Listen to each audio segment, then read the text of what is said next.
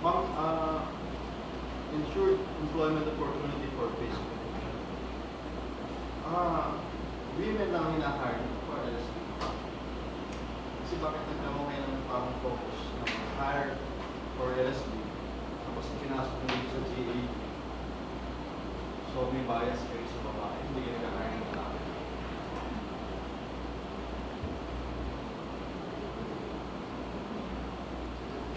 I don't hire male LSP person. Siguro na-miss lang ito, sir. May kasama dito yung men. Hindi kasi GA. Kasi performance indicator nyo, babae lang eh. So sa LSP natin, hindi kayo nag-hire ng lalaki. No, sir, sa LSB, kasi sa ano ito, sir, sa DepEd, sir. Kaya nga. Pero may lalaki naman, sir. May lalaki. Pero pinaprioritize lang sometimes yung mga babae. So, yung sinabi ni sir kanina, there are also male, sir, na ano, na hired teachers by the local school board. Pero so far sa daycare namin, walang applicants, usually mga babae lahat. Yes, sir. Walang lalaki naman so far. The experience namin in the past, in mga previous years, puro babae siya, walang lalaki. Bakit naging gender issue? Hindi.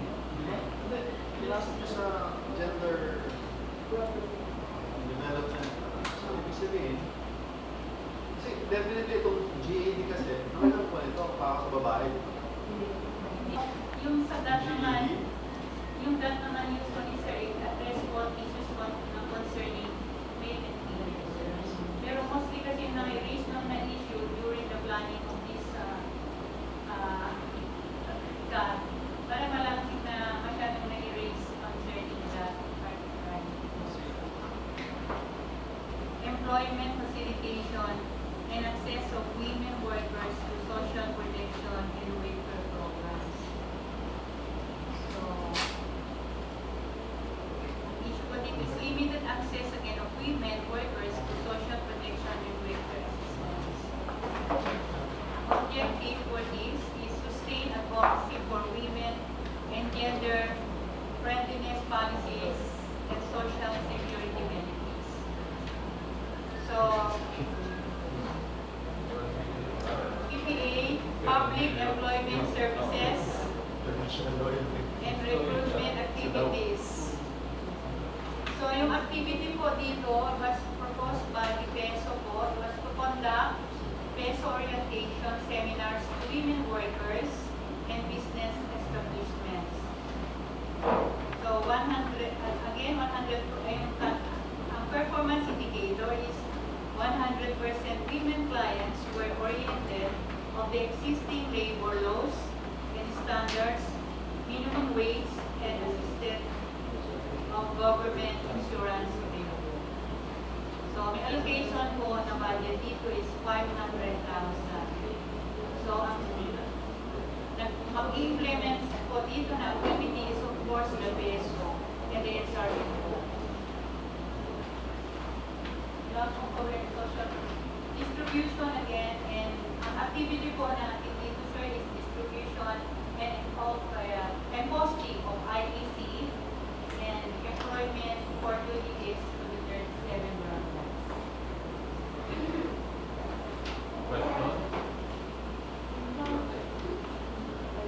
Siguro para mas maging effective, hindi nag-rely sa ITC, dapat yung announcement o can you do that next year? Para malaman ng lahat, hindi na yung target groups natin, baka naman. The PESO office is doing this, sir. Announce nyo na lang. Ina-announce nila, sir. Sige. Scout sila na yun. Yes, sir. Kasi yung gender issue po,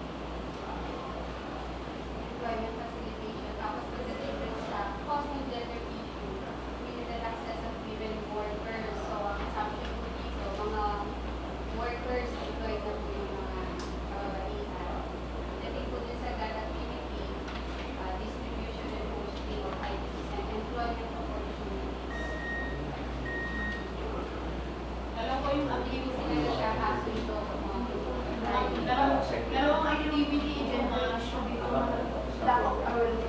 isang iba po, meron pong gender issue po yung na lack of awareness.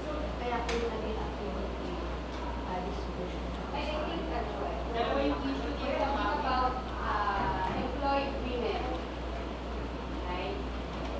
Then we're still, dun sa activity po ninyo, sa that activity, para mag-offer po ulit tayo ng another employment para po sa mga kababayan.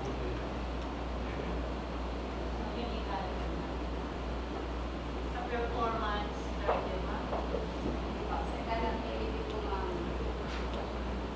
Martin. So, dito naman po, may na-identify din isang issue po is yung limited opportunities for instituting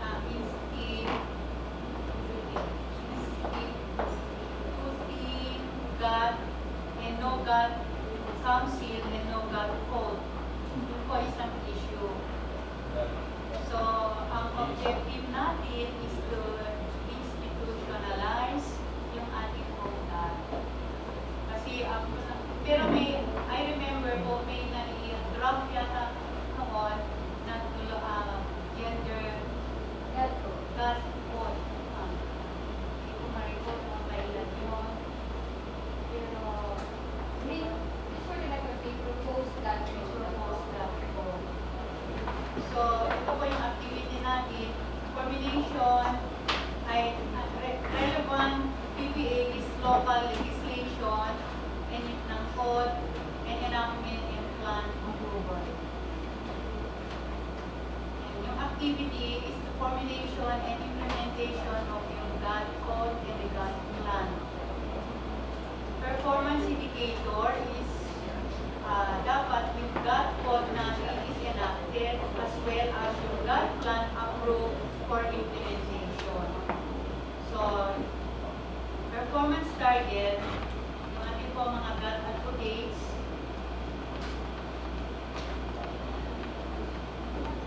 the GAT budget for this is 1 million. We proposed that to Mr. Chair. Sa kasal po yan nasa family level. Ito na po yung ating GAT plan. Tama po ba, Mr. Chair? Ito na, sir. So, alisin na po natin si formulation ng GAT plan.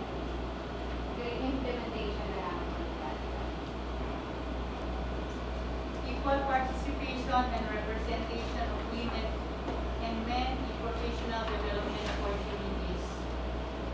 So, yung issue po dito is limited leadership training opportunities for men and women. So, yung objective po natin dito is to available and equal leadership training opportunities for LGU employees, both men and women. So, yung activity for this is capability building and human resource development program.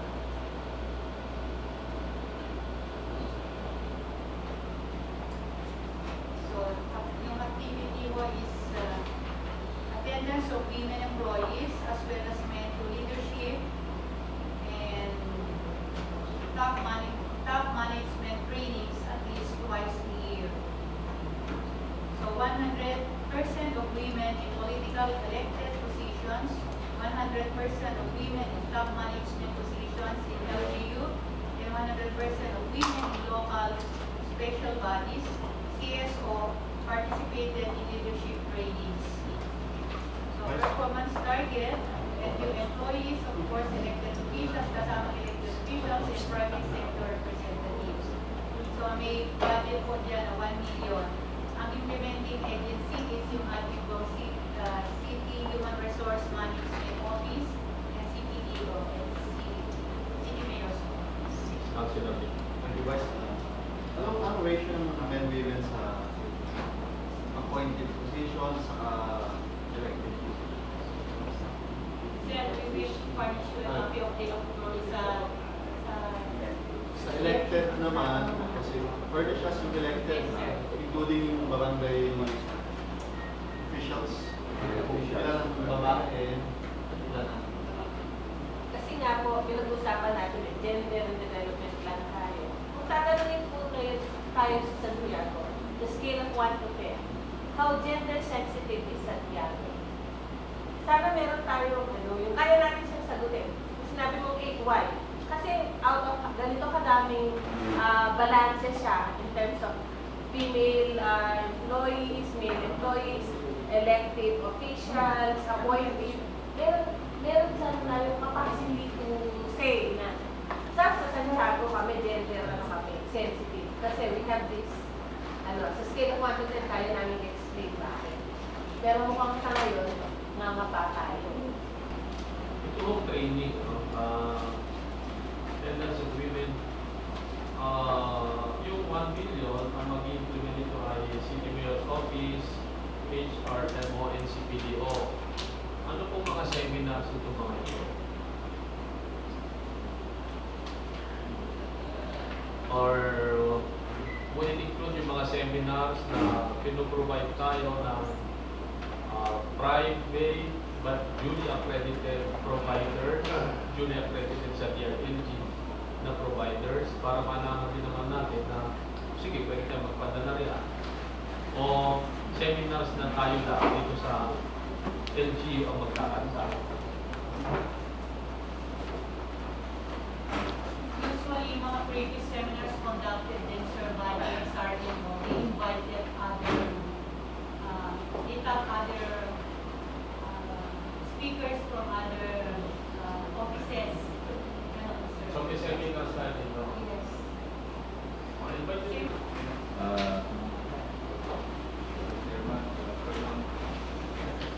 I am pleased to present to you the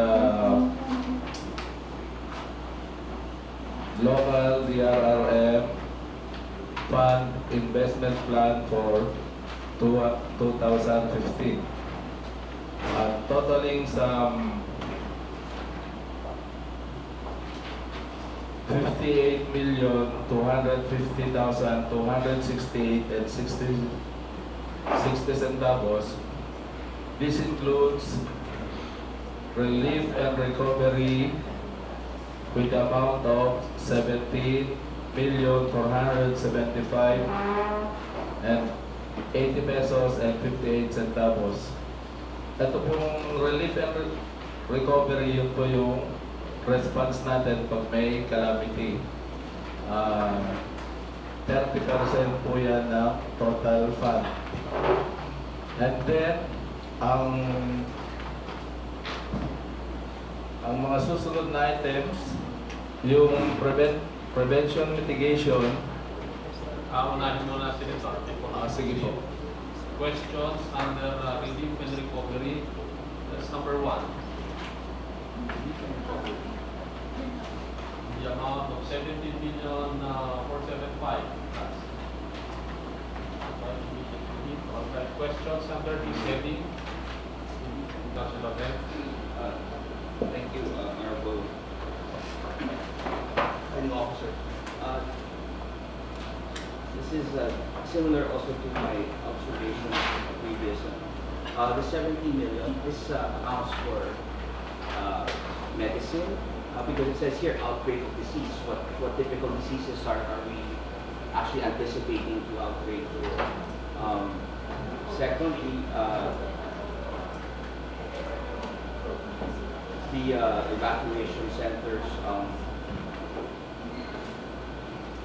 is this like during times of typhoon, during times of an earthquake? Because based on our mapping results, Santiago City is actually more of a risk area with regard to earthquake.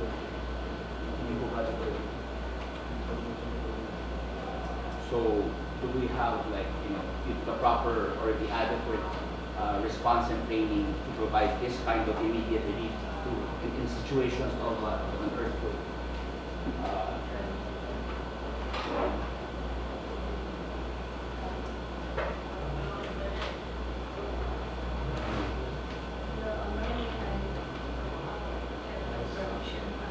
Yes, go ahead. Regarding the 30%, it was really not programmed. It was a lump sum 30% of the total occupation of 5% the regular income. Because this is intended actually after the aftermath of any disaster. Any disaster per Yeah. se, so it doesn't mean, so it could be so this is just like a lump sum which can be released. Wouldn't it be more prudent, although it's not, I know it's unprogrammed, pero I'm sure that the head of the would already have it in anticipation because kung kakatapos lang ng disaster, tapos na-release na yung pera, wouldn't it be easier to have already to know what to purchase, what to have, like, kind of like a ghost plan of how it will be spent in a certain situation. I think that's how the national disaster risk reduction management was directed to do. It has to be in anticipation. So even though it's unprogrammed, I understand that part, and it will be difficult. But you can have scenario situations that you can project, so that you already know how to release these funds. Actually, what you are telling is included in the 70% number. The pre-disaster part of the total 100%. It includes, like for example, the procurement of stockpiling and of non-food and non-food items, and then the training. Kasi po kung yung disaster po depende sa darating at depende rin po sa need after the disaster. Hindi po natin alam kung anong pangangailangan sa mga report. Example po, kung nagbagyo, hindi po natin alam ang markat kung ano ang damage sa properties at sa mga pananim po natin. Kaya po siya hindi nakaprogram ng gano'n. Okay, so this is like just in case to augment parang gano'n. To augment whatever, to augment yung parang, yung mga, kasi hindi ka naman pwede mag-stockpile ng mga goods na perishable, di ba? Pwede po. So yung Yeah, mga nasa 70%. perishable would fall under the 30%. Perishable, also the goods stockpiling under the 70% of our Pero limited lang po, may requirement po talaga tayo ng stockpiling. Okay. I-clear natin yan 30% and then 70%. Ano po ang laman ng 30%? Is this unprogrammed? Yeah, opo. That 30% includes for the relief and recovery, Your Honor. It provides for the immediate relief assistance and prevented outbreak of disaster inside or outside our evacuation center, and address basic needs and services of individuals and communities affected by the disaster. Alright. Example, Sa 70% naman, pre-disaster. pre-disaster. Yes. So 70% is preparedness, Yeah, opo. disaster preparedness. Yung isa naman, nakareserva sa actual disaster. Yeah. Let's go into examples. Ano-ano yung example po ng disaster preparedness ng mga programa natin? Ito po nakaprogram po dito. Sige, give us a few. And then later on, ano example nung sa 30%. Konti lang, bigyan na ng dalawa each. Thank you, Your Honor.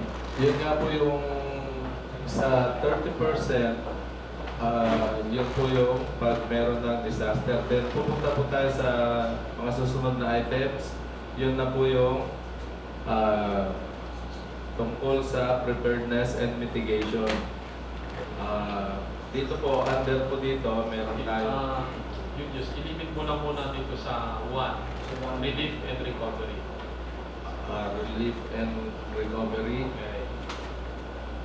Ay sir, ang mga pwedeng bilhin dito, ay pwedeng provide nito ay yung mga karagdagang stockpile, then yung mga non-food items, kagaya ng mga blankets, mga ganon, yung mga gamit sa evacuation center.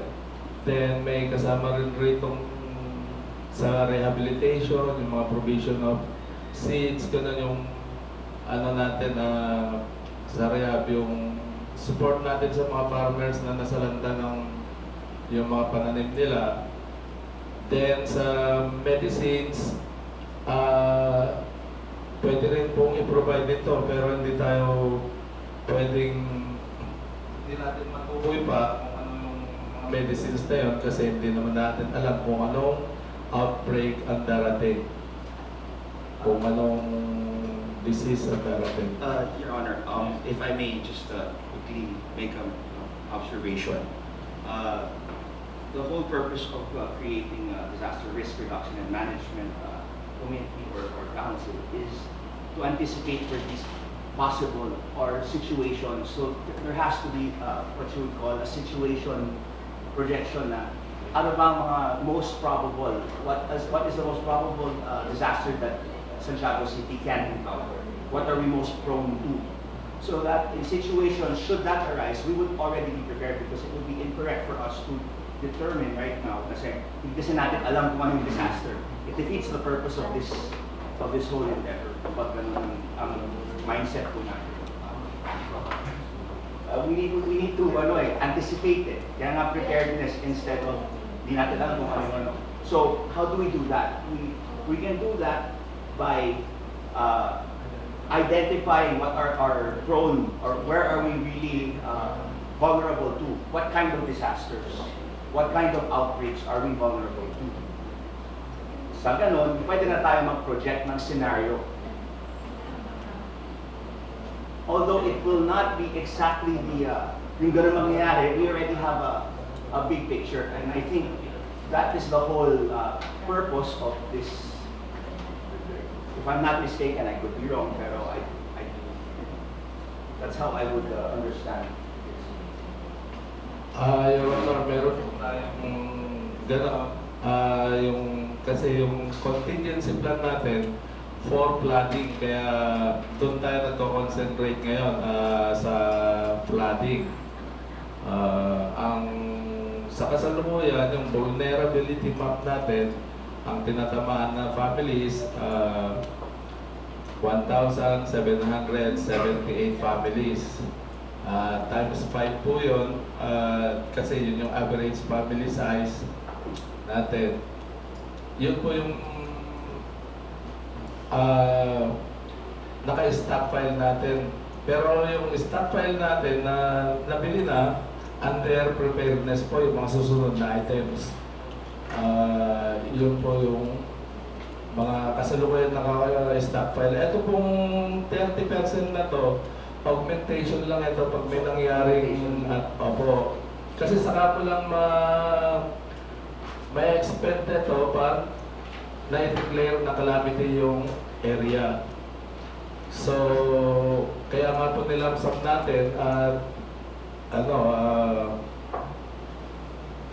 yun, hindi pa natin matukoy kung ano yung mga immediate na pangangailangan. Pero doon sa preparedness natin, meron na po tayong stockpile na naka-ready. Ito po ay para sa potential flood, in case of flooding. Yes, sir. Wala pa po Opo. tayong buwan sa earthquake. Wala pa po tayong contingency plan para doon. That's very Although- concerning, Your Honor, kasi based on the report, I believe that Santiago City, besides under a fault line, and this was already issued, a statement was already issued by the FIVOX, you know, that all of those falling under that fault line. Hence, we should have already undertaken inventory in cooperation with the City Engineering Office to determine all of our business or whatever edifices are actually still structural, their structural integrity, so that we can already pinpoint. That's another way of prevention and the mitigation of the amounts. Because the reason why I'm saying this because mahirap na mag-ahit tayo sa mga previous, like what happened with Yolanda and all these things. So that should serve as a lesson. So we should focus on strengthening this. Your Honor, meron po tayong gano'n. Actually, kasalukuyan nating ongoing yung vulnerability assessment natin. At tuloy-tuloy po yun, continuing. Yung vulnerability assessment natin, susunod natin yung other hazards. Nauna lang yung flooding. Pero basically, yun din ang pag sa mga evacuation centers natin, halos ganun din ang mga relief na provide natin sa evacuation centers. Saan po yung mga ating existing evacuation centers? Like for example, if you said that there were 1,000, how many? 1,500 families that are projected to be affected. Should we experience flooding? So that would be times 5, as you mentioned. That's around kulang 10,000 tao na madi-displace. Ganun po ba? Opo. Where is our evacuation center? Where is our evacuation center? Do we have an existing facility that can properly house these 1,500 families? Do we have the corresponding beds? Do we have the corresponding materials? What do we lack? Kasi dito natin pwedeng lagyan kagahan natin para sa ganun we won't be caught flat-footed. Yeah, our evacuation plan, tapos where are our evacuation centers? How many evacuation centers do we have? Sa ngayon, Your Honor, kagaya ng dati, yung mga schools and then yung mga community centers ang in-identify natin. Ilan po yun? Ganito kasi, public chair, observation. Kasi we keep on planning. Sa amin naman, sa dulo kami naman, kami naglalagay ng monetary component. Kung ano yung plan natin, present nyo sa amin, okay, ilalagyan natin ng pondo. Katulad ganito, ito gagawin natin ngayon. Pero ang hinahanap natin dito, hindi lang sa Sangguniang, kundi siguro buong city government, meron tayong konkretong plano na hindi lang tayo nakakaalam, hindi lang pag kami disaster na, o kayo pumunta ka rin, kundi buong Santiago dapat alam din nila yan. I'll give you one example sa Hawaii. Sa Hawaii, pag nag-check-in ka sa hotel, nandun na yung tsunami instruction. Pag ganito yung radius, wala mo ng evacuation. Pag ganito na yung taas ng ito na yung tsunami, dito kayo sa pinakamalapit na dito pupuntahan. May mga ganon kada rooms ng hotel. So dito, kaya tayo nagpa-fire drill, earthquake drill. O sige, for example, Buena Vista, pag may malakas na earthquake, dito kayo mag-report dito sa eskwelahan to. O Sentro, dito kayo mag-report. Dubinan, dito kayo mag-report. You should have all those meticulous plans. Pagka nag-report naman na kayo rito, o sino ang pupunta rito, kayo na mag-a-assist. May division na agad. First level, ganito ang apekto ng disaster. Second level, medyo widespread. Third level, comprehensive na plano natin. Yun ang hinahanap po natin. Ay, Your Honor, meron po tayong gano'n. Yun nga yung nabanggit ko kanina, yung contingency plan. Naka-detail po lahat doon, yung warning systems natin, tapos yung mga evacuation plan, then yung mga evacuation centers, naka-identify din po doon. Lahat po ng mga members ng council, kung paano mag-coordinate, and then sa barangay, yung mga barangay DRRM committees, naka-detail po doon yung gagawin kung sakaling May baha. Yes. may baha or Okay. flooding lang. Alam ba yan nung common Santiagueño na Mexicano? O naipaalam na ba natin? O tayo lang sa gobyerno nakakaalam? Considered na pa kasi bago pa itong natin office, pero yun po yung mga ibang nakaplano rito. Meron tayong mga IEC program, information, education, communication programs, kasi nga more on social awareness.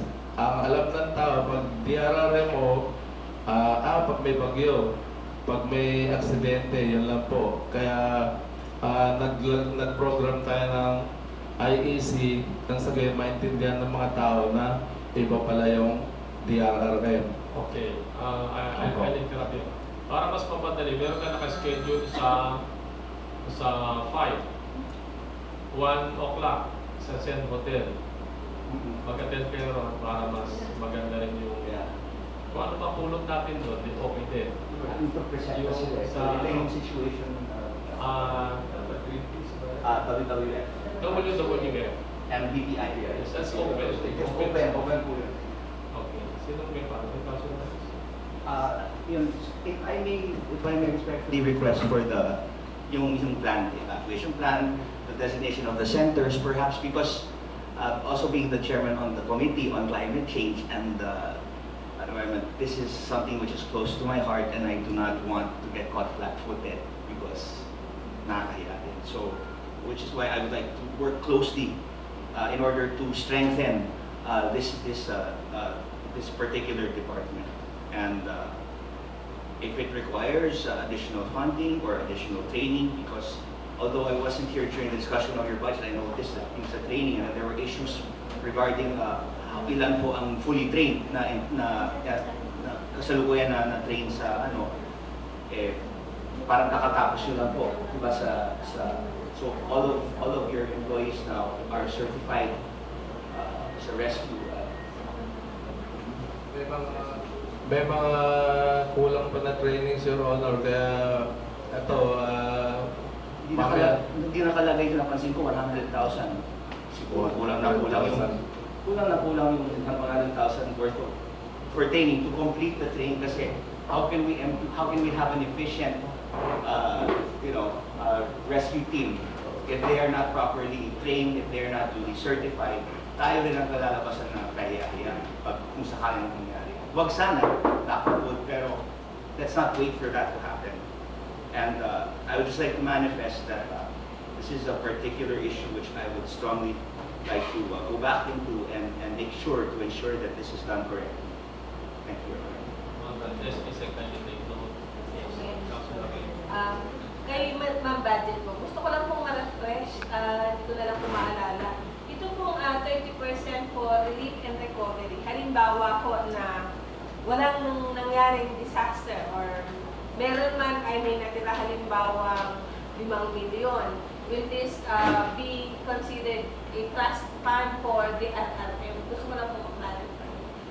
Your Honor, regarding any remnants from the year imbalances of the calamity fund, this is the calamity fund.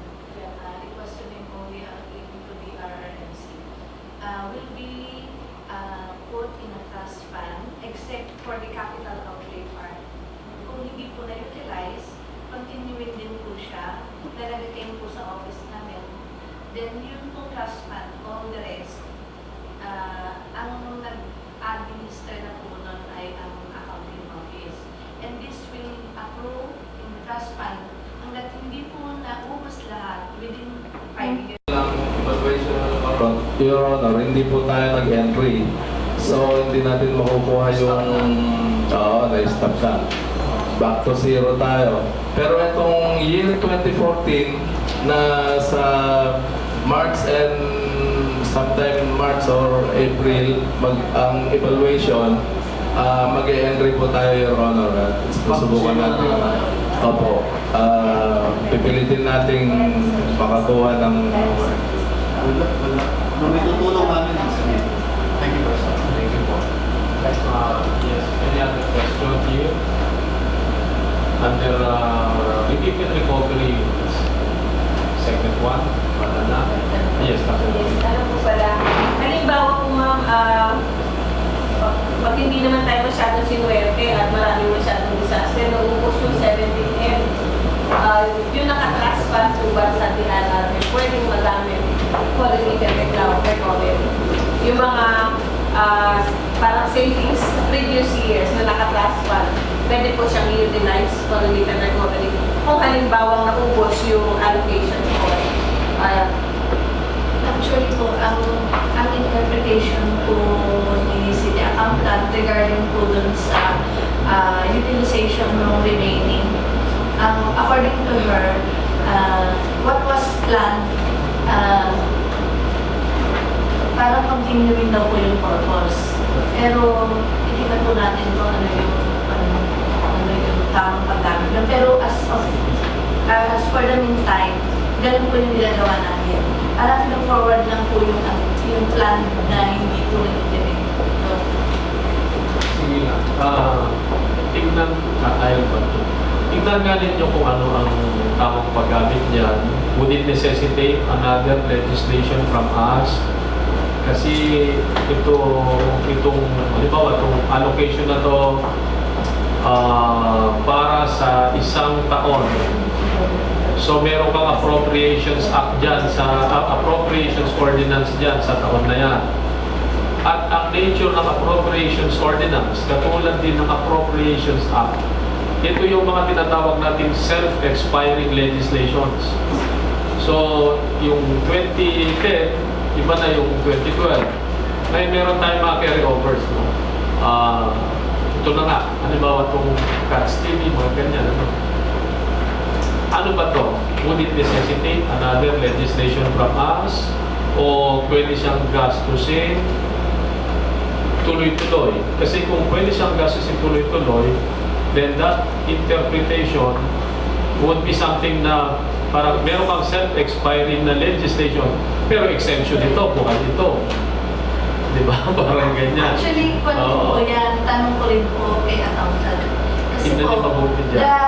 yung 30% unplanned, ano saan mo rin gagastusin kung hindi siya naubos?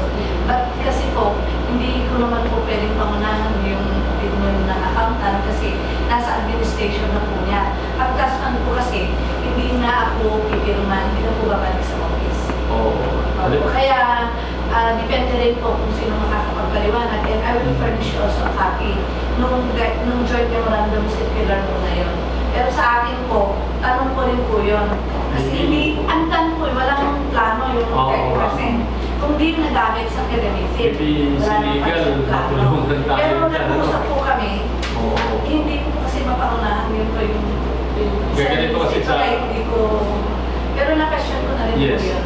Yung mga hindi nagastos, iba retained earnings pa, may kita ka, ibig sabihin, may natira at retained earnings. Ay, opo, Okay. iba po yun. Talagang Would it kailangan necessitate ng another ordinance. legislation? The answer is yes. Eh dito sa mga to, considering the fact that there is a budget authorization every year. And the budget authorization comes in the form of a city ordinance. Kaya lang ang city ordinance, katulad din ng Republic Act, yung GAA, ito yung mga tinatawag nating self-expiring.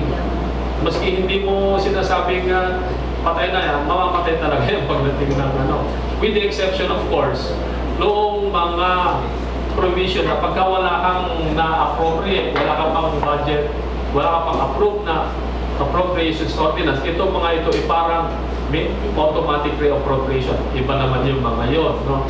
Pero itong mga to, kasama sila sa general components ng self-expiring ordinance. So kung nag-expire na, the usual interpretation, the only interpretation is, dahil nga hindi nagamit sa pinagtakdahan, natapos din naman na yung buhay ng appropriations ordinance, you will need another legislation para galawin yon. Unless there is a justification or a jurisprudence which would tell us na, o sige, maski wala ng appropriations ordinance, okay na rin, total meron na nun. But I don't think that's possible kasi self-expiring nga ito. Anyway, Your Honor, I will tulungan nyo na lang kami na mag-research dyan. Circular to authority. Sige po. Tapos siya na rin yung pwede magbigay ng legal opinion. Sige po. At may pwedeng basis po sa pag-decide. Sige po, tulong-tulong na lang tayo. Yes, Councilor. Kami rin, hindi rin namin na ma-sure. Although, Okay. Under 2.1, meron po tayong, ito na po yung binabanggit natin kanina, yung social awareness program natin, information, education, communication. 1 million po. sorry to interrupt, but I will be relinquishing my chair to the chairman of the Appropriations Committee, Councilor Arlene J. Alvarez Reyes. Pero baka wala po record yung mga sweldo. Opo. Ito pong 1 million, mga materials po yan, IEC materials, manuals, brochures, and DRRM calendars. Yun po yung mga karaniwan na posters na nakikita natin, yung mga naka-display dun sa opisina, magpapa-reproduce po tayo ng mga ganun at maglalagay tayo sa mga schools and sa mga business establishments po. Yung mga tanong po kayo under item 2.1.1. Is this ilang beses na kayong nag-produce ng ITC materials na of similar nature? Actually, wala po. Nung una, nung panahon ni Councilor Sarangaya, may mga pinapamigay siyang gano'n. May kasamang mga hotline. And then, Do we have a hotline? meron po.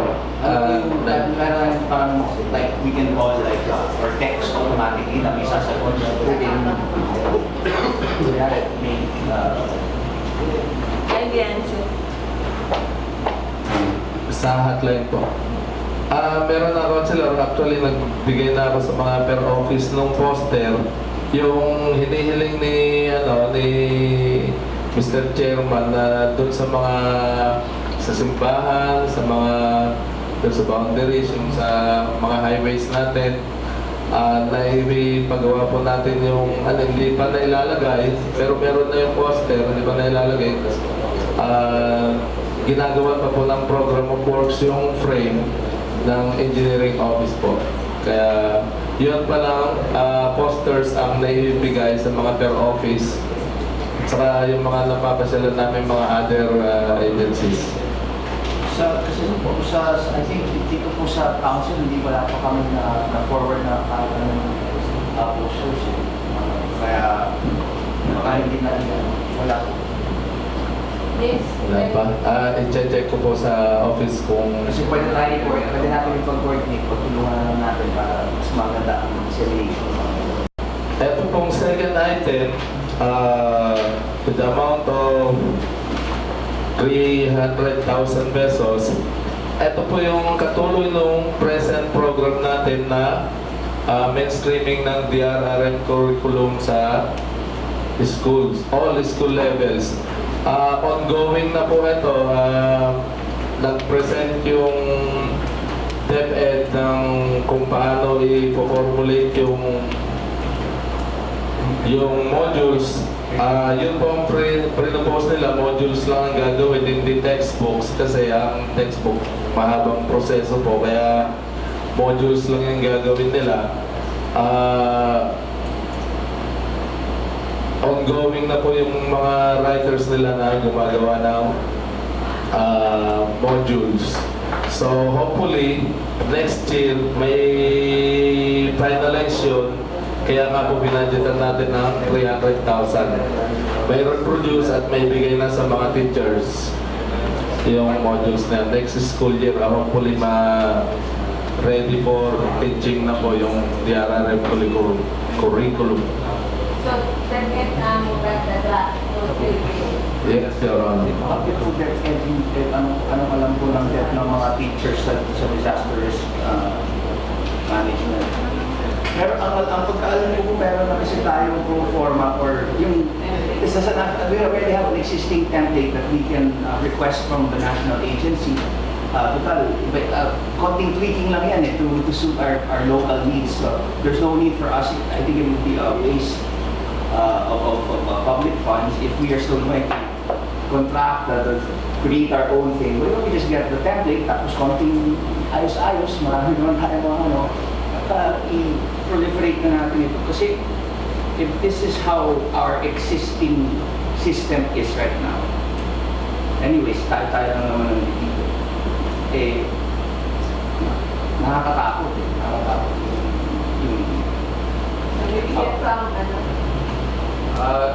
Your Honor, ang mainstreaming po ng DRRM curriculum na-provide po dun sa RA 10121 at kinagagalang ko pong sabihin sa lahat na tayo po yung isa sa mga nauunang nag-i-implement nito.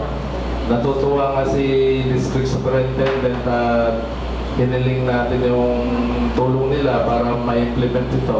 Palagay ko, halos dito sa region to wala pang gumagawa nito. And even sa buong Pilipinas yata, ilan-ilan lang.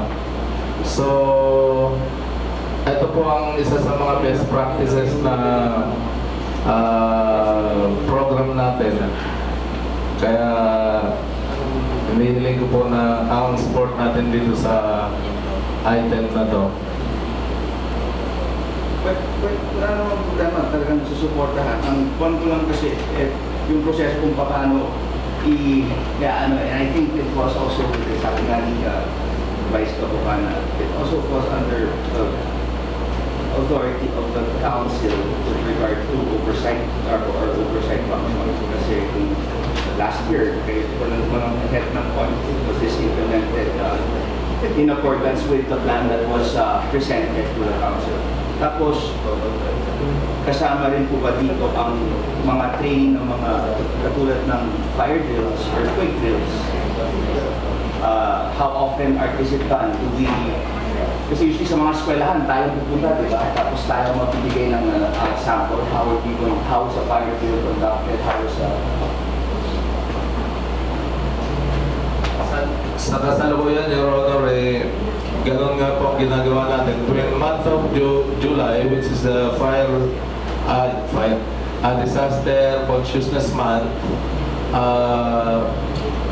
may ikot po tayo sa mga schools, especially yung sa high schools, para train sila ng PLA, basic life support, saka first aid, then kung minsan ropemanship pa. At kasi sinusustain natin yung first responders na group ng mga public high schools natin. Nasusustain naman po yun. And then yung pagkakantak natin ng mga drills, kasabay yun po yung pinaka-culminating activity for the month of July. So this activity is done only once a year for the month of July. It's not done on a regular quarterly basis.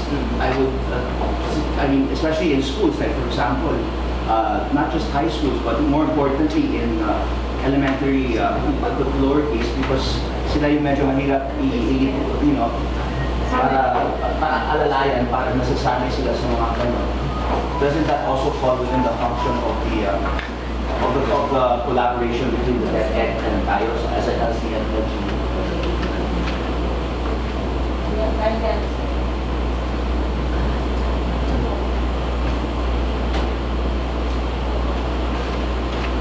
Ang tanong po ni Konsehal Hex ay, once a year ba lang ginagawa ito? Yung sabi lamang dito, kasi when you say it's a school curriculum module, integrated siya dun sa school the entire year. Ay, opo.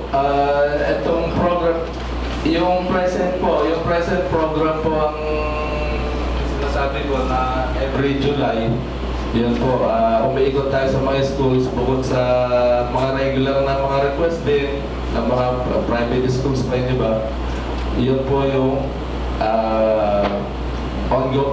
ongoing program natin. Pero pag eto na-realize na itong mainstreaming, year-round na po yan. Talagang naka-integrate na dun sa parang hindi pa natin alam po kung i-separate subject o ihahalo sa mga existing na subject nila. Yun po. So medyo naligaw tayo doon kasi ang pinag-uusapan natin yung school curriculum, yung integration ng DRRM modules.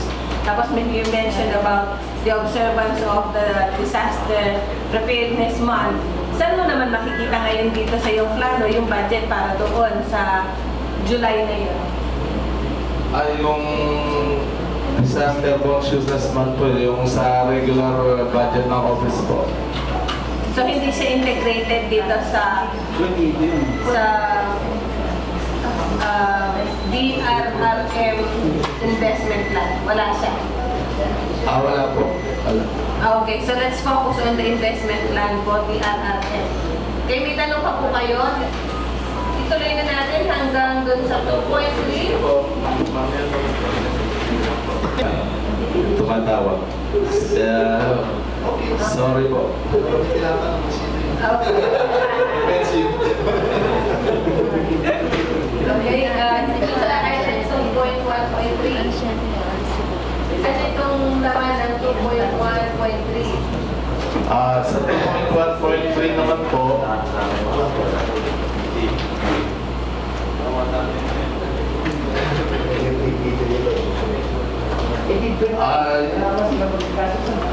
more on medicines po ito yung mga requirement ng CSO po. Yung medicines. May tanong po kayo on the said item. Procurement of medicines for DRRM. Okay? 16,800,000. So, hindi, ano to, nakapanood sa CHO. Hindi po, separate na budget pa rin po ito. Kasi nag-emanate na itong program na to nung meron tayong dengue. Then, ngayon, dinagdagan na po sa vitamins po para ma-prevent yung pagkakasakit po. Kaya kinonsider namin na preparedness din po yung prevention. So, this will be plus dun sa budget ng CHO for medicine. So, on top of the 35 million, this is another. Yun po. Okay. May tanong po kayo, vitamins daw, para hindi magkasakit ang mga bata? Wala naman Part po, yung ilan po, yung iba talagang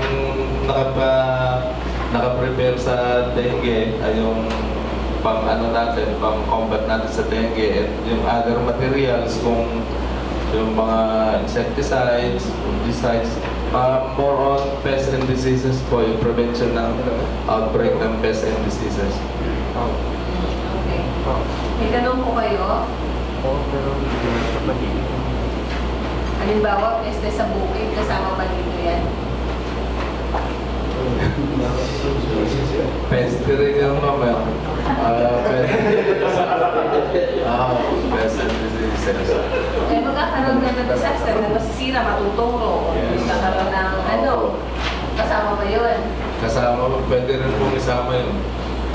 Bakit gano'n? Pwede na rin pag nabang-isipan. Parang, yes, Councilor Pandong. Thank you, Ma'am Chair. Tatanong ko lang po, yung program na to, pag may disaster, di ba, nag-i-incur yung yan, kunyari bagyo, makaka-incur tayo ng dengue, malaria. Sabi nyo, separate po yung pondo nyo para dito, doon sa program ng City Health. Kasi ang City Health po, may programs din sila regarding sa dengue at saka sa malaria. Hindi kaya mag-overlap dahil siyempre mag-action din ng CHO pag meron silang na-discover na may mga dengue, may mga malaria. Sir, ang isa sa mga members natin ng TRRM Council ay si City Health Office po, si Dr. Genaro Manalo. Siya po nag-propose ng mga under ng item nito po.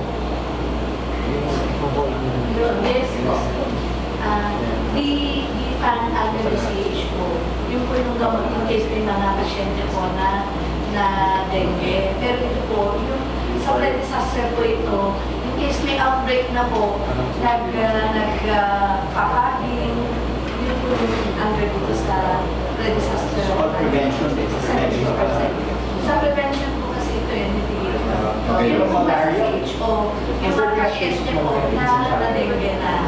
Kaya, bali, tayo po, nakikipagtulungan sa CHO, sila po yung nagbibigay ng feedback in case may outbreak na. Yun po yung sa pre-disaster.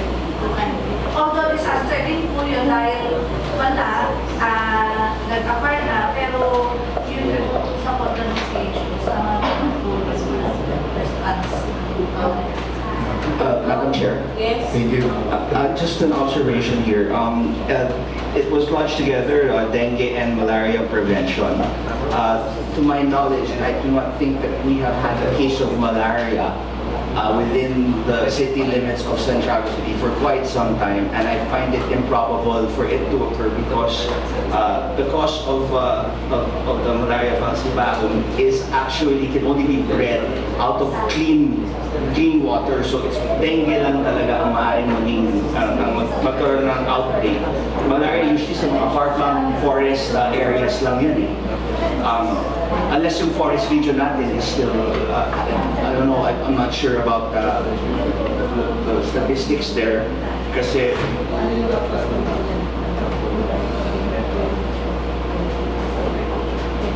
So, wala naman po kasing gamot sa dengue ngayon. There's no existing treatment for dengue. So parang it's confusing. Perhaps if it could be reworded na parang dengue prevention or something like that. And then I would propose that this malaria should be edited out because hindi mo natin ma-justify. I kindly take note of the observations of Councilor Hex at Davina. It was manifested na yung sa dengue ay yung defogging. Yun yung mini-mention for prevention ng outbreak ng dengue. Okay? May tanong pa po kayo on that item. Let's proceed with 2.1.4.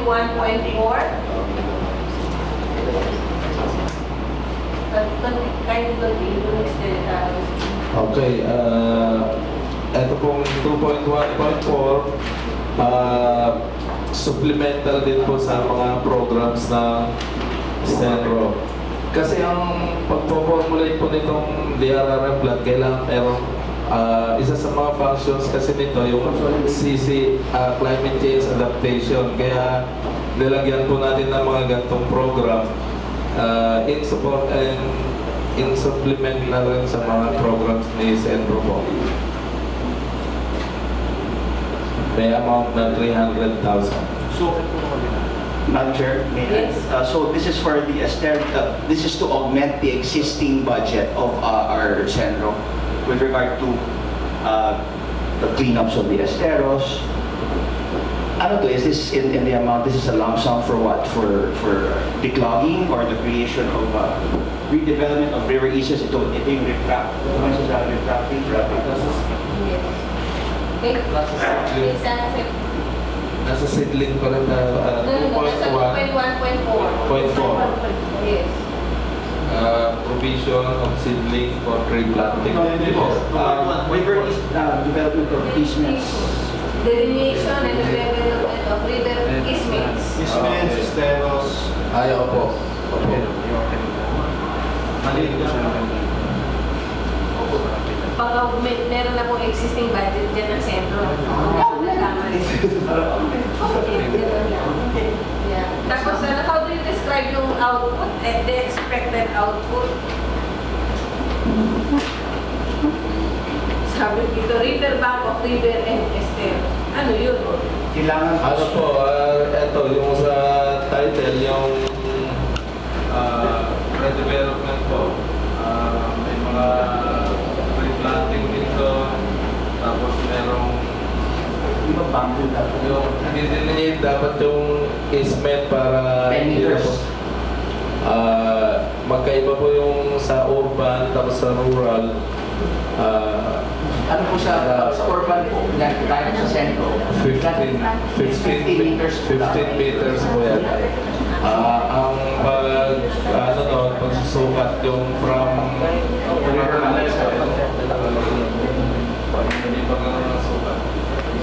Yung ano po ilang percent po natin natapos na magkaroon ng delineation po na gano'n?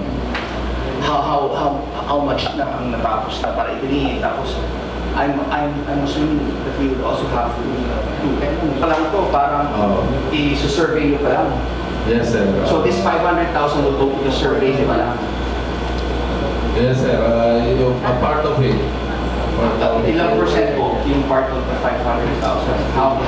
How much will it cost us to have a full delineation of all of our... Kasi 6 yung paper systems natin eh. at sa Calao, meron tayong ano. And this is also one of the process. If we already ngayon pa lang, we already start delineating the easements within urban and rural areas, it save a lot of ano. Yun ang pwede natin ipagmalaki. Pero, tingin ko kulang itong 500,000 pa. But we won't even scratch the surface. So what do you say after dun sa observation ni Councilor? Talagang ano po, kulang na kulang. But then, pwedeng itap muna yung local na ano natin, unit natin na under engineering office para sila po ang mag-survey, gano'n. For the start lang po. So initial lang, siya is Councilor Lee. Kasi, ano mo, maliit kasi napaka-importante ito. Kasi ang na-identify mo yung main problem ng disaster planning. Preventive ito itong project na ito. Para hindi magkaroon ng flooding, gagawin natin ito. Flooding, delineation and development of river, easements, stable. Ito na yun eh, para hindi magkaroon ng flooding. Yes, this is Tapos mukhang hindi nyo nakikita na ito yung dapat yung ginagawa. Para, di ba, ma-minimize yung Mas malaki yung IEC. So, magkano ba yung budget ng SEMO dito? Wala pa dito. Wala po ako idea. SEMO dun sa inyong contribution dito, 500,000. I hope this particular section, Madam Chair, mabigyan ng emphasis, you know, kasabay naman yata ng development ng easements, seed, replanting, etc. And the bantay kalikasan ng refugees. I think one of the same program. So all in all, magkano lang ito? Two eh. Ito, laki ng amount sa training. Pero kung hindi nyo nag-develop yun, ano naman mapantayan? So, wala yata ng baliktad na yung focus. Okay, kindly take note of these observations para kung nagkaroon na ng discussion ang council on the observations na parang mas nakafocus sa capability building pero yung infra component niya inaiwan, parang hindi balansyado yung program. Yeah, the Honor, if you will see the EDF also, meron po mga provisions para po sa placements. meron po Saan po? sa river, drainage, and of all kasi component po ng general classification ng PSMOE capital outlay. Ang napayagan na lang po ng MOE under EDF yung mga declaring. But dapat talaga under EDF, under Declaring po, kung mapapansin niyo po. Kasi lahat po, all the rest po, nasa capital outlay component po. Kaya yung pong declaring nasa EDF po. Okay, so hindi lang po ito yung Yes po. meron pa, iba pang project. Karagdagan lang din po ito. So, drainage and how much? This is like the 500,000 is what? Is that 10% augmentation to the actual fund? Do we have a plan of the full delineation of these river systems? Katulad dun sa may bata, yung laging nababaha. Ano ba yun? Since we will be discussing naman the annual investment plan and the 20% economic development plan, we take note of this to check yung sinasabing mas malaking portion of the EDF ay naka-allocate for this purpose. Parang kasi ang sinasabi ngayon ay pang-augment lang kung ano man yung nandito sa PRRM. Okay? So, may tanong pa po kayo on 2.1.4. We take note of the observations and then we will be discussing this pagdating sa EDF. On 2.1.5, provision of seedling and tree planting, climate change resilient seed. Kindly explain this. Sa more on, ano naman to ba, sa DA, ito po yung program ng DA, yung mga climate change resilient seeds, parang ano to, assistance sa mga farmers at saka may mga ano rin to, advocacy program sa pag-promote ng climate change adaptation po. Pero program po ito ng DA. Education activity. So, iba pa tong seedling na ito sa sentro. Iba pa po. DA ang mag-implement po nito. Yes, ma'am. Kasama rin yung council, DRRN council, pero ang lead office yung DA po. Fruit bearing trees ito. Yes, ma'am. Yung mga parang pangharang sa mga agricultural areas, parang gano'n ang propose nila. Yung buffer, pang buffer. Ito yung magpo-protect ng ating mga crops during possible droughts, possible bagyo. So may parang nagaharang na the reason why it says it's resilient, climate change resilient, because it can survive or it can prevent the resiliency of these seeds it doesn't require a lot of alaga, matibay siyang seeds. Gano'n nga po, Your Honor. So, itong 1.5 million po, para po sa pagbili ng karagdagan na seeds. Yes, Your Honor. Mga ilan po? Mga ilan pong seeds, anong klaseng mga seeds at will the money just go to DA and then they will be the ones to purchase, or will we be the one purchasing and implementing this as a parang parallel program to help promote whatever the program of the city agricultural office is? Your Honor, hindi pa po ako nabigyan ng copy ng actual na program nila. Susubukan ko pong kumuha ng...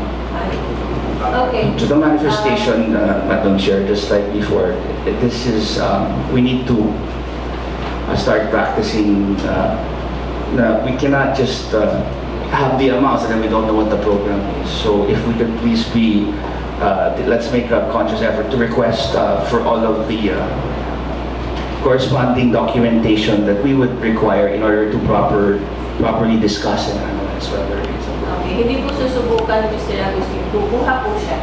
Yes. Okay, instructed to provide a copy of the targets for this item. Okay? May tanong pa po. So, makikisuyo na lang po tayo dun sa mga pakikusap na listahan para mas maging klaro. Pagdating ng 2015 ay matatanong, nakitanim ba itong ganitong bilang ng po? Meron tayo pwede ibalikan na documents on this. Okay, let's proceed with 2.1.6, training and enlistment of Bantay Kalikasan deputies. Ito po yung parang yung DRRM per program din natin. Ganon din po ang mangyayari dito. Hindi lang sa ilog, kundi sa mga lansangan natin kasi yung cleanliness program natin, hindi natin gaanong nai-implement. Sila na rin po yung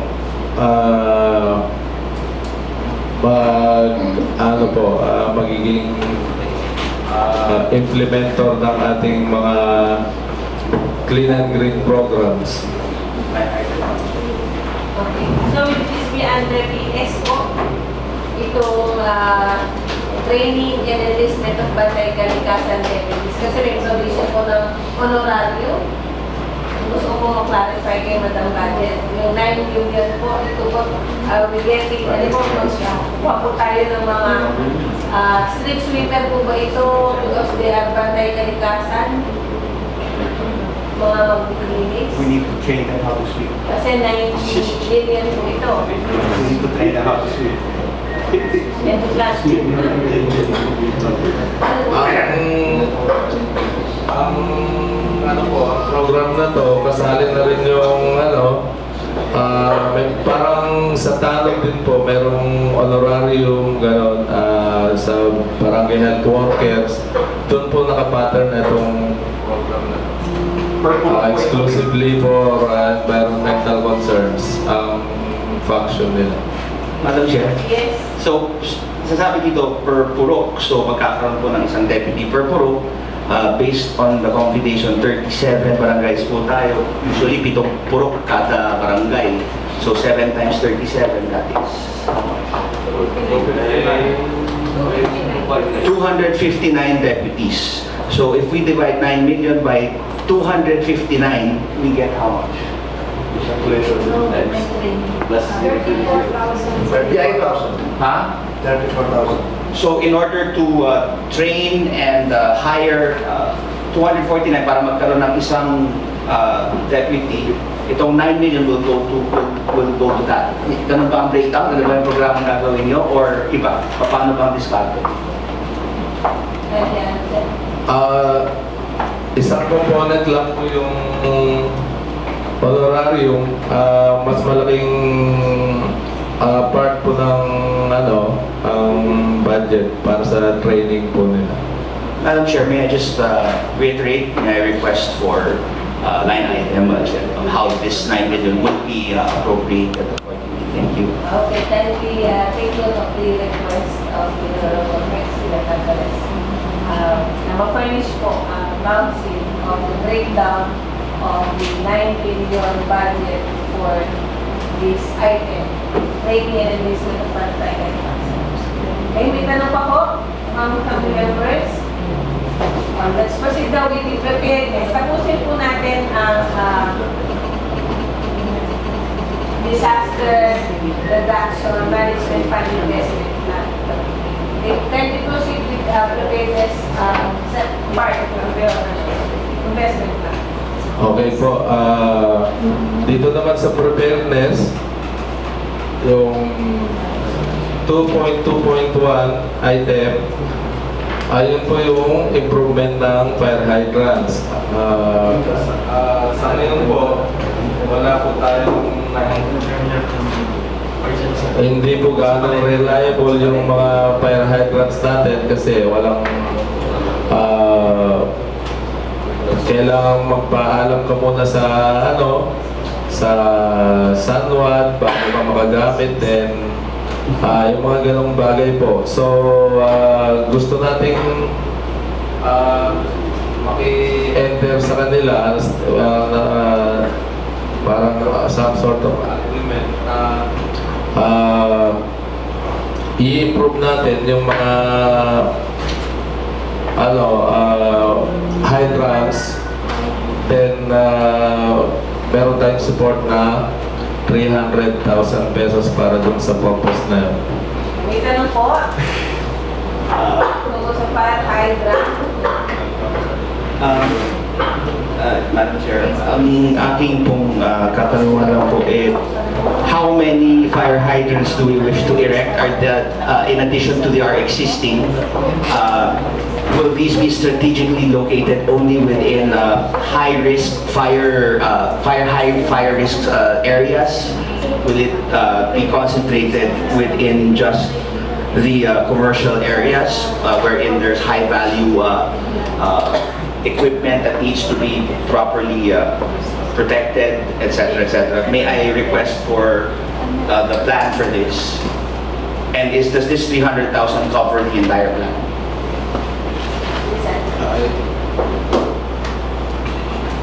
Your Honor, yung initial consultation natin dun sa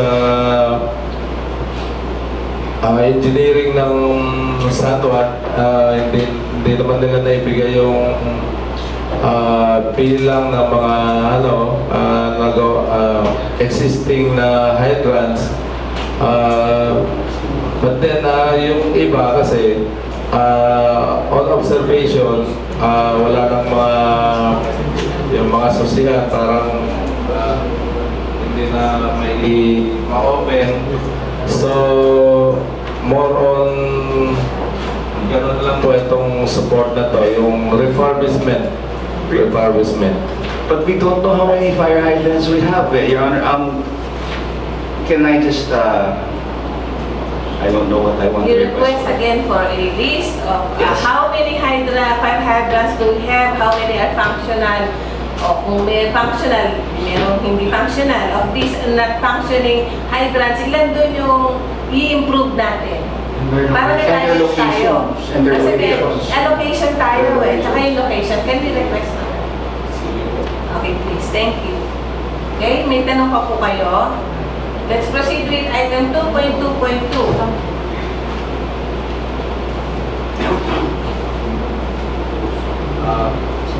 Procurement of rescue equipment and boats.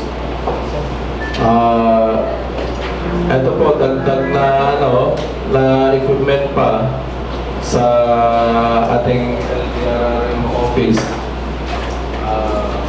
It consists of yung mga urban search equipment, yung mga cut-off saw, then mga drills, and then sa boats, sa Swiftwater, yung boats and more yung mga dry suits, yung gamit po sa Swiftwater, yung mga ganun pa, various kinds of rescue equipment. Siguro po it will be the same request of Council and Yes, X to yes. kindly submit the breakdown of the equipment that you wish to purchase out of this 500,000. And Madam Chair, also an existing inventory of what we already have. And will this, it says here that the output, all requisitions will serve, so that means kompletos recados na pag na-release itong 500,000. If I'm not, tama po ba ang pagkaintindi ko dito? Pag nagbigay na tayo ng 500,000, kompletos recados lahat ng mga rescue equipment, lahat ng boats na pangailangan at may full inventory. Okay, completos recados pa yun sa halagang 500,000. We will provide you with a list po ng mga existing at saka yung mga requirements pa, karagdagang requirements na equipment, required equipments. Okay. I think that holds true with item 2.2.3, procurement of barangay rescue equipment. Ano yung ibibigay sa barangay? Ito po 1 million naman. Baka yung breakdown na lang din. Ano yung ibibigay natin sa barangay? What's the difference between the barangay rescue equipment and the Sa barangay po, yung gamit naman ng first aid kits, and then yung mga ginagamit natin sa first aid din, yung mga bandages, mga ganun, and then ropes. Ano po, mga basic equipment lang po. Yes. Hindi ba dapat iba equipment ng mga barangay situated doon sa mga river? Yes. Task by the river. Mga danger zone. So, kailangan namin talagang breakdown per barangay kasi iba-iba ang mga Pangailangan ko lang. Sige po. Let's take note of that. May tanong ako, let's proceed with item 2.2.4. Insurance for rescue volunteers. First responders and rescue volunteers. Ito po, yung sa office natin, yung mga job orders, provide po natin ng insurance, and then kasali rin dapat dito yung lahat ng mga ni-enlist natin na volunteers na tumutulong sa atin, dapat ma-provide din ng insurance. So, naglaan po tayo ng 200,000. Madam Chair, dito po sa 200,000, what is the premium that is paid? And this is supposed to cover how 25, ilan po mga volunteers? So itong 200,000 should fully cover 25 CDRRMO and volunteers. Ilan po ba? So kulang ba ito? Hindi pa to full coverage. Bakit 25 lang ang nakalagay dito? At ano yung magiging kapalit? Like for example, yung premium nun per person, tapos kung sakaling may mangyari, wag naman sana, ano yung matatanggap ng pamilya o siya mismo kapag as a compensation? Meron na po tayong initial na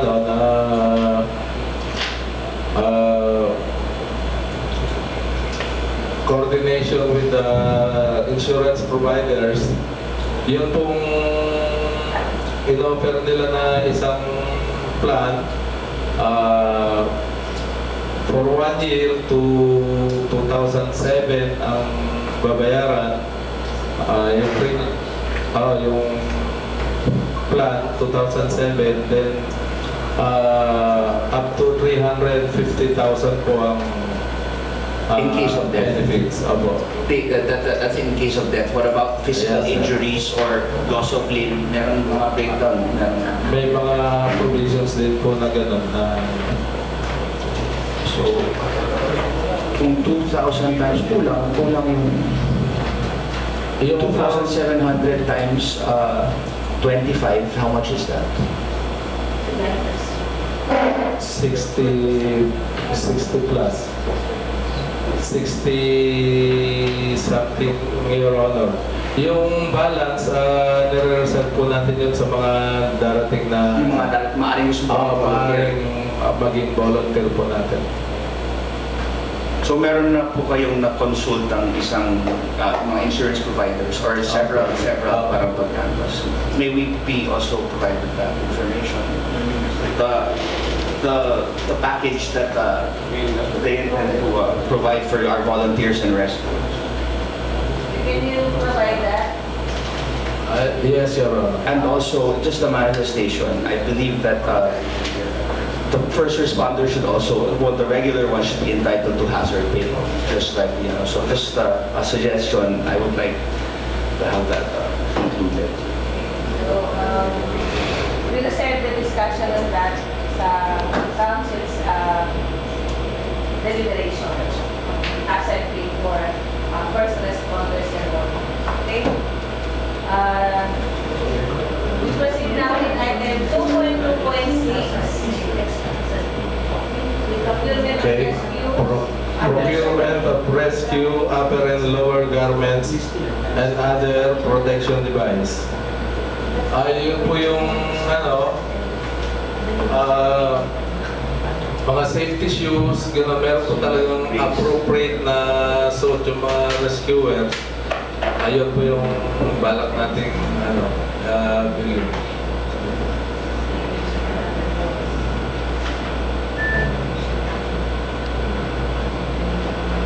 Sa mga disaster, higit na kailangan itong mga garments. Hindi kasi ako, kung ako maintindihan na, halimbawa, may, Siguro dugtungan ko lang. Fire bang iniisip nila? Yeah. May farmer naman tayo. Volcanic eruption, wala naman tayo. Saan na? Flood. Yun pong yung regular na garments ng rescuer, kagaya ng yung nabanggit ko na yung safety shoes. Yun po yung may metal doon sa steel toe. Then sa naman, doon sa pants, yung tactical pants na may mga padding, for protection na rin. Then sa sa shirt, yung mga asa, and then may gloves pa dapat. Yung mga ganun po na para sa mga klaseng disaster, halimbawa yun, po yun, standard. standard po yun na yan po yung binabanggit ko kanina sa Sweetwater, yung sinama namin sa equipments, yung dry suit, iba naman po yun. Yung talaga pang tubig lang yun. And then yung standard talaga, ito po yun. Okay, may tanong si Councilor Brenda. Thank you, Madam Chair. Presently po, wala po ba tayo nitong rescue garments? Ano po, yung nung appropriate yung na ano lang dyan, yung masabi lang na tactical, tactical funds, yun na po. Wala po. Wala po. Okay. And it will cost us per set 60,000. Kindly confirm. Per set po, 60,000. Kindly confirm po for the record. Kasi it's 25 cents per 100,000 po yung proposed na arbitration. Ang kakalabasan po yung 60,000 per set. Just for the record, kindly 60,000. confirm.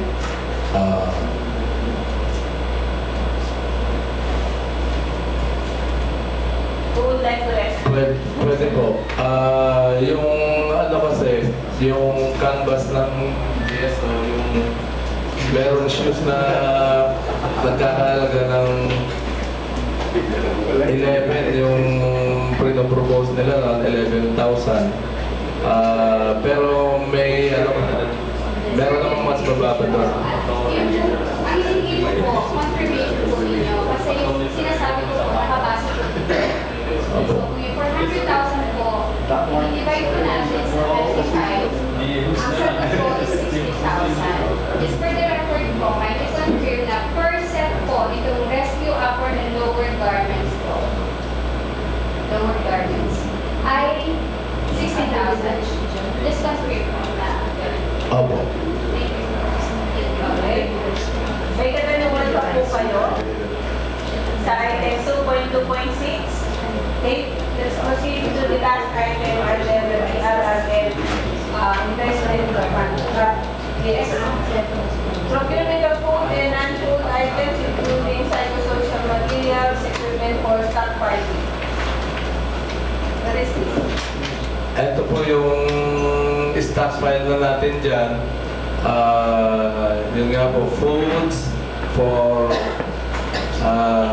1,778 families yung initial stock natin. It includes foods, then yung mga non-food, yung mga beddings, then yung mga lutuan, and then sa psychosocial naman, yung mga art materials ng mga bata, mga gitara, gano'n. Kasi sa evacuation center, meron po tayong child-friendly spaces. May activity yung mga bata. Yun, sa art and music classes. Yun po yung psychosocial materials. Hindi kasi, I'm sorry, but this is, kasi na-mention po yung area yung sa evacuation center. Just to clarify, we do not have an evacuation center per se, but we have an agreement with the Department of Education that we can use their schools in times wherein we need to evacuate the people. Kasi po, how can we establish a child-friendly area there if we're still going to convert it? We need to have there has to be an existing evacuation center with an appropriate child-friendly center or space. Or is there already a plan or an allocation plan to convert it upon the arrival of any disaster that would require for an evacuation? Ang ibig ko po sabihin kasi gusto ko lang balikan kasi nabanggit dito yung mga items psychosocial material, okay, na dahil meron daw tayong isang evacuation center. Meron ba talaga tayong isang evacuation center or meron lang ba tayong designated area na hihiramin natin at i-convert natin at gagawin natin evacuation center? Kasi yan ang isa sa mga dapat natin bigyan ng pansin at bigyan halaga sapagkat hindi lang importante na meron tayong pwedeng pagkilaan ng mga tao natin na iligtas o ilikas ang mga danger-prone people. And syempre, we have to anticipate that they're going to be stuck there for quite some time. So they need to have potable water, they need to have yung mga classrooms na gagawin natin designated evacuation centers, will it be conducive to, I mean, like, what if, I mean, can it sufficiently cover the 1,600 families? So, reiterating that. Because, pag hindi natin talagang napuntahan yan part na yon, hindi ko makikita yung, Yes, Councilor. there's no, And yes, regarding this psychosocial, first, the supposedly planned yung evacuation center. Actually, ito rin po yung isang rason kung bakit tumutulong po ang city government na i-develop ang mga multipurpose mall. Kasi po, para maging maayos din po in case po may mga disaster. And regarding po sa mga ibang facilities, naka-standby po lagi yung nandito sa DRRM. Kaya rin po yung meron yung mga food items, kasi po yung mga bread, foam, kumot, mga ganun po. Nag-ready din po tayo lagi. And yun po isang tanong nyo regarding sa psychosocial materials. Ito po, nung nag-discuss po kami, yun yung plano ninyo. Pagka po during sa evacuation center, yung mga bata, provide na mga mga yung mga painting, yun yung mga hindi na yung mga o mga crayons, art, mga materials, and mga pambata po na mga laro-laro. Yun po yung inilagay dito na psychosocial materials. And meron na rin siyang request po eh. Actually, meron po at present na konti and magdadagdag po siya. Ito po yung dito for 2015. May tanong pa po. might I suggest, Madam Chair, that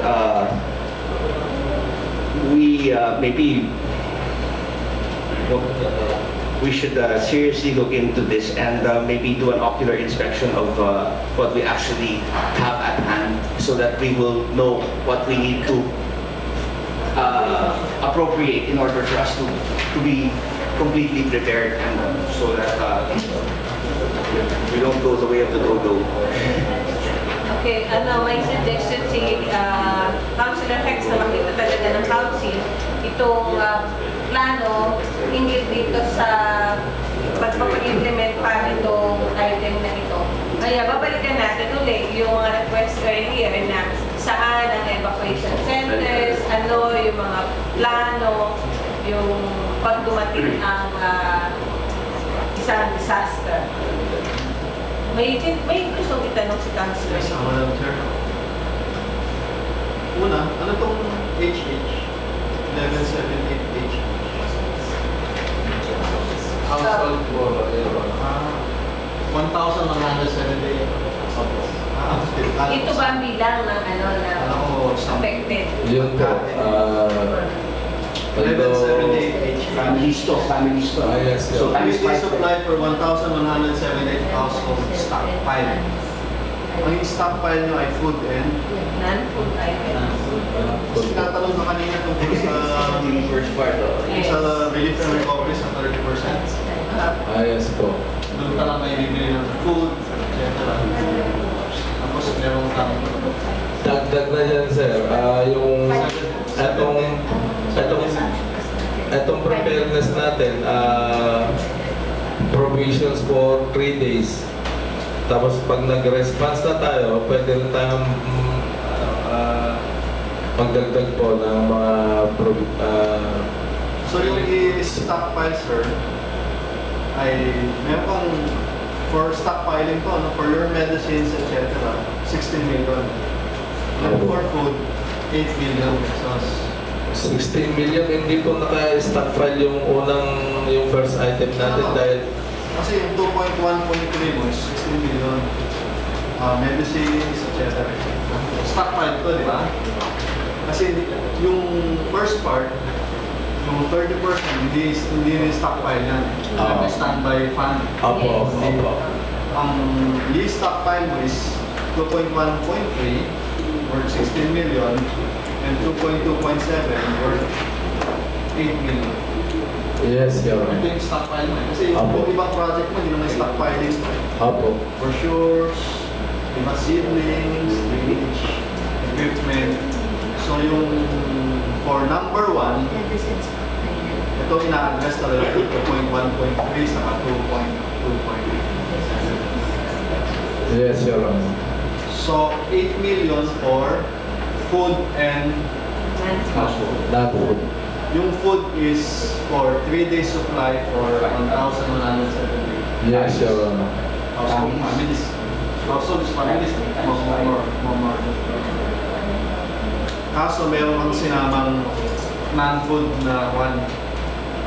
Dito sa non-food mo kasi, psychosocial materials and equipment. So, ibig mong sabihin yung non-food component mo dito sa 2.2.7, tawa lang dun sa therapeutic requirements ng Hindi po. Yung sa 8 million, ilan yung non-food mo doon? Yung sa 8 million na mini-request mo na for stockpiling, sinabi mo, nilap mo kasi sa food and non-food eh. What's the percentage for food and what's the percentage for non-food dun sa 8 million point 2? Wala po tayong Yes. Provide na lang po. So, ang malinaw dito, for your stockpiling, para maliit ang hinihingi mo, it's only 16 plus 8, that's 24. Ganyan lang. Abot ng 25 kasi 16.8 tsaka 8.2. Sa bagay, may standby ka naman 17 million. Thank you, madam. Meron pang paglilinaw ang ilan, medyo maraming isasubmit pa na request na documents para dito sa investment plan for local disaster risk reduction and management. So yun na lang po ang hinihingin namin sa ating DRRF. Okay? So, it's the pleasure of the body. And Madam Chair, Yes. since pipirmahan natin ito, can I ask for some corrections? Yes. For 2.1.4, can we just delete the word river? It's just riverbank. Expected out. Riverbank and- Riverbank and Esteros. hindi stereo to, ano? Stereo. Esteros. Stereo. Esteros. So, Okay. Riverbank and Esteros. Esteros. Thank you. Please take note, Mr. Secretary. Meron pa po. I'm now returning the